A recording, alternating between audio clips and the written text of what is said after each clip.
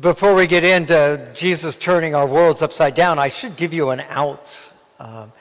If you're not in the mood to be challenged, it's real easy to avoid this gospel.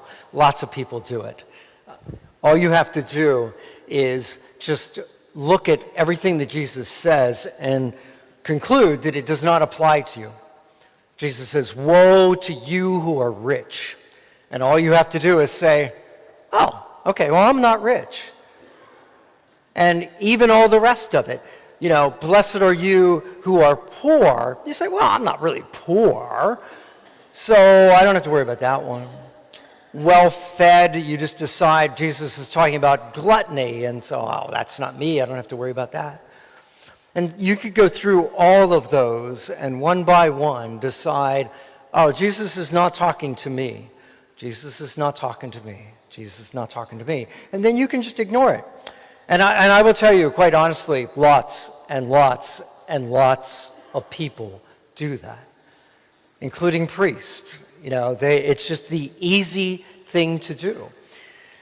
Because the harder thing to do, the amazingly challenging thing to do, is to actually look at what Jesus is saying.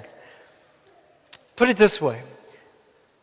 Would you rather be rich, well-fed, and popular? Or would you rather be the opposite of those things? Poor, hungry, and, unpopular? No, is that not an easy question? Of course, we want to be rich, well-fed, and popular. That is what we want. It's what our society teaches us to do. We've been taught that since we were knee-high to a duck. Everything that we were told, all those incredibly expensive Super Bowl commercials you'll watch later this evening, they're all going to tell you that the road to success, the road to happiness, the road to fulfillment is found in money and being, having what you need, more than you need, being well-fed, and certainly popularity. That's what we're being taught. It might interest you to know that the people of Jesus' day also wouldn't have enjoyed what he was saying. The beginning of the passage explains there's a lot of people from a lot of different places. Probably was kind of diverse crowd that Jesus is talking to, but most of them were poor. And imagine this. They're poor, and Jesus looks at them and says, "Blessed are the poor. Happy are the poor." And they must be looking at Jesus like, you need to get out of the sun. Because it is not happy to be poor. Like being poor and not knowing where your next meal is coming from and being occupied by the Roman army. None of this is a good thing, Jesus. But Jesus just turns things upside down. Now, if you stop and think about it, look at actual stories that you might start to get a hint that Jesus is right. They'll take the lottery. So you go spend whatever, the $1, $2, whatever it is, and in that moment, what are you doing? You're thinking about, well, if I win, all this money, all this stuff, and you are just sort of almost filled with happiness in that moment. That's your expectation, because after all, wow, any of us, we win the lottery. Sure, that's the expression we use. He won the lottery. Wow, we're going to be happy. Of course we're going to be happy. The people who study this stuff will tell you that if you ask most lottery winners 1 year, just 1 year after they win the lottery, they will tell you that they wish they had not won it. They wish they had never played it. The money had been a great burden to them. It had caused so much discord in their homes and their families. They regretted winning millions of dollars. You don't have to look too far on the news to find stories of celebrities, athletes, all these people. They're at the top of their game.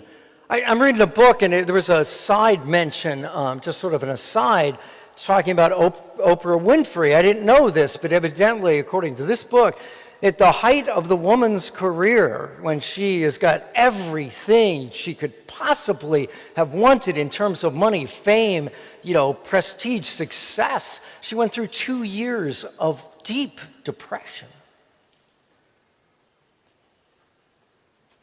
David Brooks puts it really well. You may not know the man. He's a political commentator, but we're not doing that side of him. He wrote this terrific book called The Second Mountain, and he described it this way. He said that most of us, probably maybe all of us, as we start off in life, we start climbing a mountain. And he said, like for him, it was high school. You have to work hard in high school to get good grades so that you can go to a good college. And once you get to a good college, then you have to work really hard to get really good grades so that you can get a really good job. And once you get that good job, then you have to work really, really, really hard so that you can advance in that job and reach, working towards the success you're looking for in your career so that people would admire you. You'd be at the top of your game, so to speak. And he suggested that sort of climb, if you will, was common to all of us, whether it was, in his case, sort of an academic sort of thing, or whether it even was a tradesperson, that we get caught up in this thing where, the issue is I need to advance. I need to get a car that, a better car, a car that shows people that I'm successful. I need to get a bigger house. I need to live in particular places. All that. I keep working hard and hard and hard to do all that. But then Brooks says at some point, what will happen is you get maybe near the top of that, you are getting to the point where you are nearly at where you wanted to be. All your dreams, you've got everything, and you realize you have nothing. You realize it's empty. All the things you've worked for. There's a title of a great book by a Jewish rabbi, and it says, when all the things you ever wanted are not enough. That you've set your sights to the top of this mountain and you've got there, and suddenly it's not there. The happiness and fulfillment you're looking for, it's not there.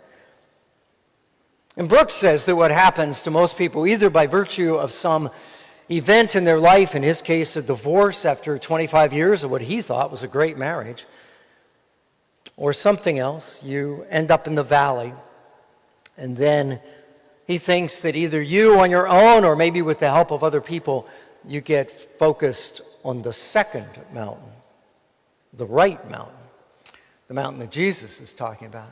The mountain that's not concerned about money and whether you have enough stuff and all that sort of thing. It's the mountain that's concerned with some of the other things that Jesus talks about, more reversals, where he talks about, hey, you should forgive people. You should give your life away. You should be focused out to other people, not in on yourself, that mountain. And Brooks says, you start climbing that mountain. And you don't have to get very far up, and you start to realize, I'm on the right mountain now. This is what Jesus is talking about when he says, I came that they might have abundance, an abundant life. So I don't know where you are. I don't know which mountain you're on. It was very gracious. I spent some time on that first mountain, fortunately not too much. The good Lord kicked me off of it early. It was a tremendous blessing. So I don't know, if you're over on this other mountain, I would just encourage you that today just might be a reminder that you are on the right mountain, because just about anything else you hear from our society is going to be screaming at you. It's like, what are you doing? What are you doing? Don't do that. Stop that. Oh, that's no good. Don't do that. Come over here. Come over to this mountain. This is where happiness is. And it takes a lot to resist that. It takes an awful lot to resist that. And so maybe today you're just reminded that, I worship the Lord Jesus, and this is what he tells me, and I trust him. And if you're still over on this other mountain, or you're maybe in the valley, I don't know, all I can do is encourage you to really sit down and honestly look at it and think about it. Is this where you're going? Is this really taking you to blessedness? Is this really taking you to a fulfilled, abundant life? You'll have to figure it out for yourself. I'll tell you the answer is no. Jesus will tell you the answer is no. And if you're over there, I just hope you'll figure it out sooner rather than later. That you'll shift. You start living the life that Jesus is talking about here. And it'll be hard, and people think you're dumb and stupid for doing it. But it's the key to the abundant life we all want.